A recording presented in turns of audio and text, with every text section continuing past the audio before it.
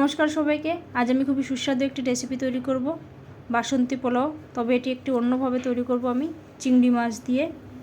তার জন্য আমি এখানে পরিমাণ মতো চাল নিয়ে জল ঝরিয়ে নিয়েছি। আধ ঘন্টা চাল আমি ভিজিয়ে রেখেছিলাম। এবার কড়াইতে ঘি গরম করে কাজু কিশমিশগুলো ভেজে তুলে রাখবো।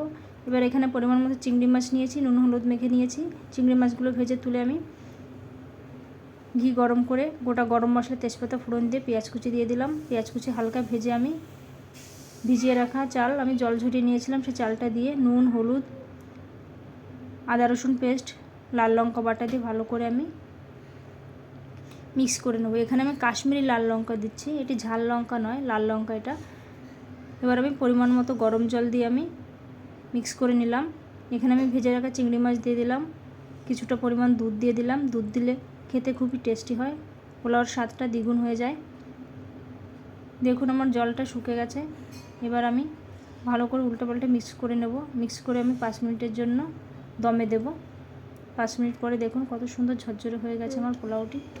এবার আমি 1 চামচ চিনি দিয়ে দিলাম। ভেজে রাখা কাজু কিশমিশ দিয়ে ভালো করে আমি মিক্স করে নেব। আবারও আমি 5 মিনিটের জন্য ঢেকে রেখে দেব।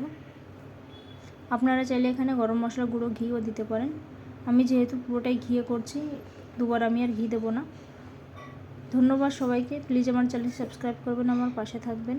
দেখুন কত লোভনীয় লাগছে খেতে। আপনারা মাংস বা নিরামিষ কিছুর সঙ্গে সার্ভ করতে পারেন।